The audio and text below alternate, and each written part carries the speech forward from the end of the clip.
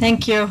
Thank you so much for the opportunity to speak here today. My name is Monica Arias Miranda, and I am the president and CEO for the Hispanic Coalition New York. And I wrote some notes, and the thing with me is I sort of always go off script because it depends on what's happening. And we've heard some great speakers so far. And I wanted to talk about, as a Latina, my experience as a Hispanic woman. And today I am joined by my mother, Sonia, who's standing under the tree under the shade, and my mother-in-law, Maria. These women to me are my role models. My mother came to this country in the mid-'80s, and she made we figured it out, $3.38, I believe it was, per hour. She worked in a factory, a textile factory. She couldn't have breaks. Doña Maria used to work for an employer who wouldn't pay her. They would tell her, we'll pay you next week, but they wouldn't pay her. And Doña Maria came to this country in the late 60s. So their experiences, I've heard about their stories, and I'm very thankful that I don't have those stories to tell about myself, but I have others. I have been, when I was a graduate school, a student in graduate school, I was doing an internship, and I was sexually harassed by the person in that program. And I remember that I went to the school officials and I put a complaint, but my advice was to stay quiet, because who was going to believe me? And so I did what I had to. I went through the channels, but it didn't go anywhere. That's just one experience. I've been involved in politics for a long time. I worked for the assembly for several years. And I saw how women are treated differently in that world, because that's where I have been. I'm a political science major, public administration. But you know what? I've never been quiet. I was never a quiet child. My mother's here. She can share stories.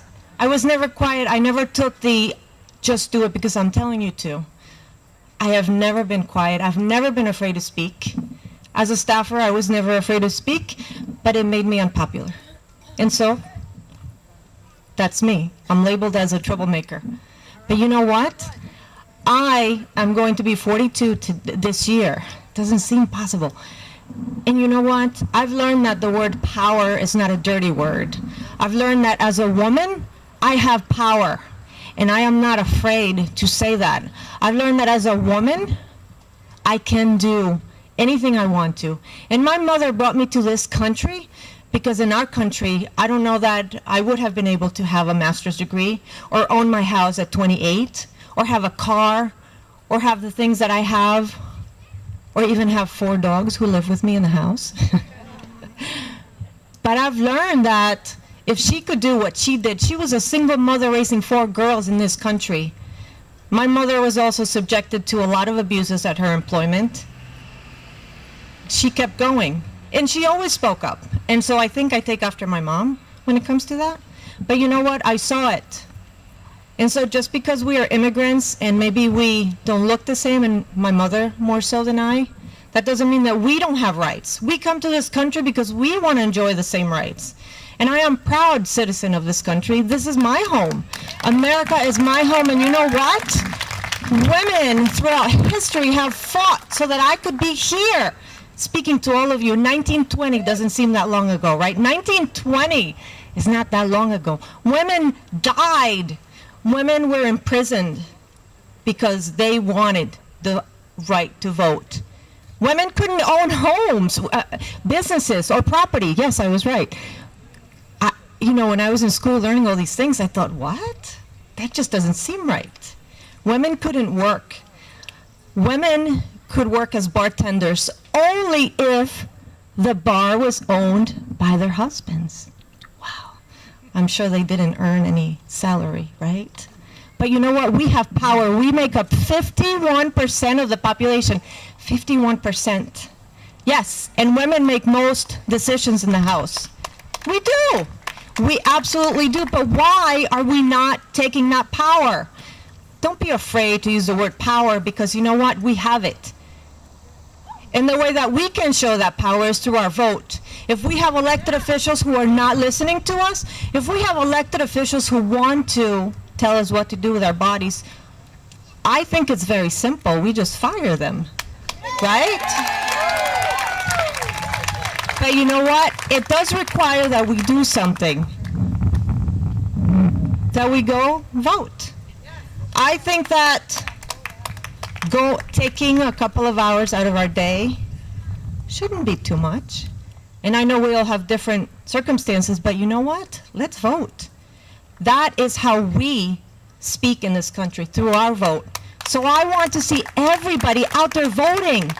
I take it personally when somebody, and I'm sorry for the men who are here, but when a man tells me what I should be doing with my body, I am deeply offended. When a system, when a party machine, when an entrenched system is telling me who I should vote for, I take that personally. And you know what? Again, we have the power to change it. That is why we need to come together as women, support each other, but more importantly, support those rights that women have died so that we could continue to have those rights.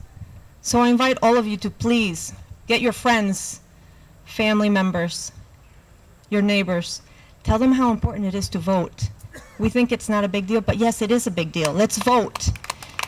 One of the things that, as the Hispanic Coalition New York president, our focus is really on connecting the Latino community, because we're talking about all these issues that we are faced as women, but minorities, Hispanic women, their barriers are even greater. Their barriers are more so. And I find that so difficult to believe in terms of living in this wonderful country. So I invite you all to not be afraid to use the word power. We have the power to change. And so let's get out there and do it. Thank you so much. Thank you, Monica. That was terrific. Before introducing our last speaker, I see my sisters from Woodstock Women in Black are here, and they too stand every week for peace and have been doing it for years and years. But please, a round of applause.